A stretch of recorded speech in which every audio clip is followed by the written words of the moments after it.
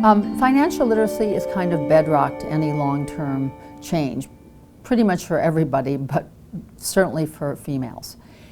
The world spends a lot of time talking about the SDGs, these are the Sustainable Development Goals, mention all sorts of goals, health, equality, participation, that cannot be realized unless you have some authority over resources. You can know a right, but if you don't have a way of getting that right or a bargaining position, then it's just an idea.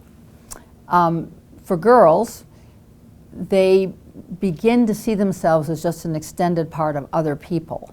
They begin to define themselves as, doing household and, quote, domestic activities.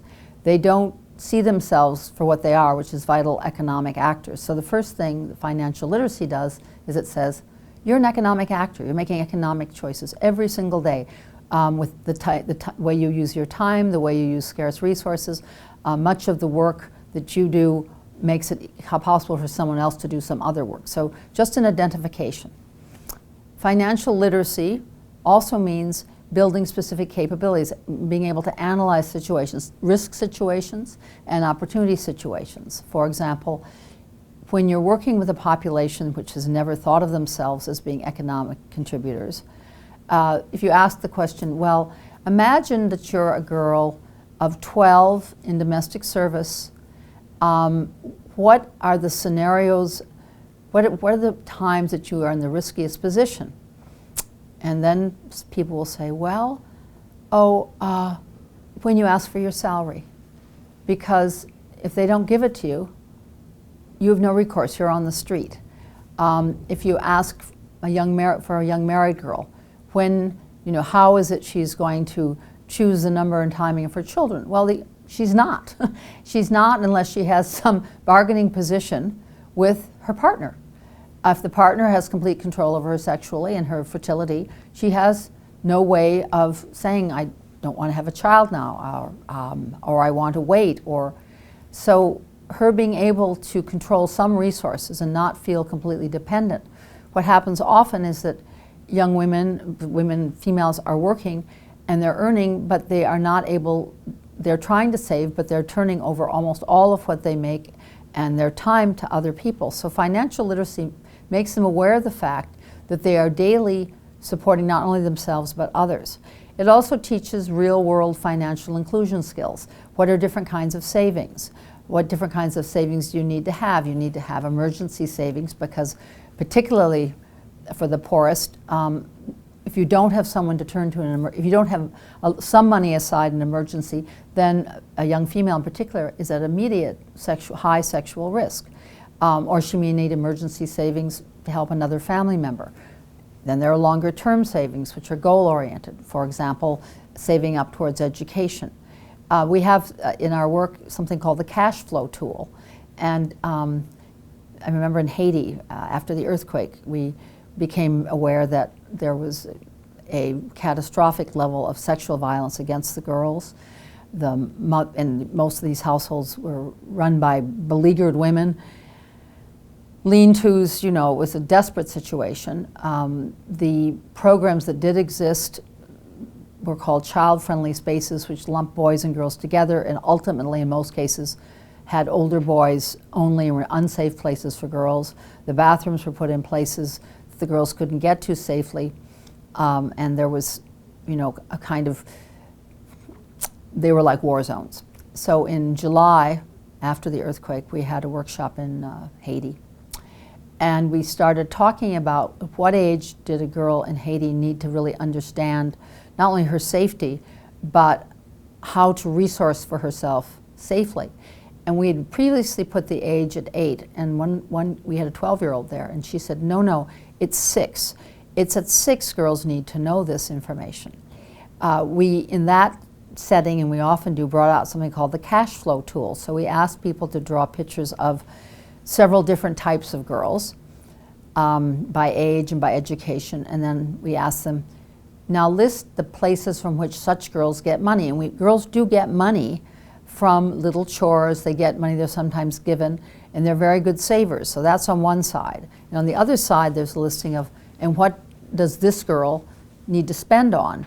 And they make that list as well. And then we say, all right, so what's the most important source of the money, and then they circle that. And what's the most important item that on their budget that takes the most money, and they circle that. And then people begin to see that there's an imbalance. Sometimes they're actually taking more money in than they need to spend, so we always say, well, what you can save is the difference between what you want and what you need. So it's a process of becoming very conscious, not only of your contributions, but how you can manage, often in scarcity. I think it's valuable for anybody. When my children were growing up, I couldn't find a financial literacy course. There was a great book that Susie Orman wrote called, Young, Broke, and Fabulous. And I thought it was terrific because it would take real scenarios that you actually faced. You have very little money, but you really need a car. What are your real choices? And that's another thing that financial literacy does. It lays out reality-based scenarios. It doesn't talk to you as if you're middle-aged and are making a big salary and buying your first house. It outlines real scenarios of economic risk and need. And then it says, and how would you negotiate it? If you're a young, poor female, what you have to do is very different than if you're an older male. Most of the prescriptions for the older and better off populations will have no place with these girls. Then you have a real conversation with the girls. So what will it really take for you to get school supplies this year? What will it really take for the rent to be paid without someone, story from Kenya, introducing very simple budgeting. One of the girls we were working with came back and said to her mentor, this was the first year, basically I didn't have to go out and sleep with my boyfriend without a condom because we had enough money to cover the rent in November, which was just before school fees were due. That's how close the margins are, but you have to get down to that level of reality. And one more thing I want to say. When you have a sense of control over one part of your life, it extrapolates to another.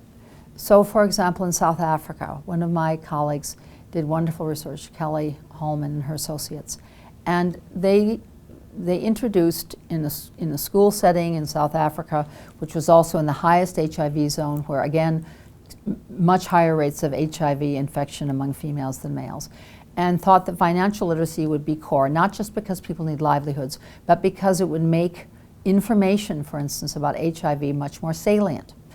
At the beginning of the program, the girls, it was girls and boys, they were separated for some sessions and together for others, were asked, do you think of yourself at being at any exceptional risk for HIV? And these were girls often of 15 with a partner who was 25 years older in a zone with 25% HIV prevalence. And they would say no. Have you been HIV tested? No. After several months of financial literacy, their incomes hadn't changed, their savings hadn't changed, but their idea that there was some aspect of their life economically that they could change. So they were asked, do you have a financial goal? And that didn't mean you'd achieved it, but you had a goal.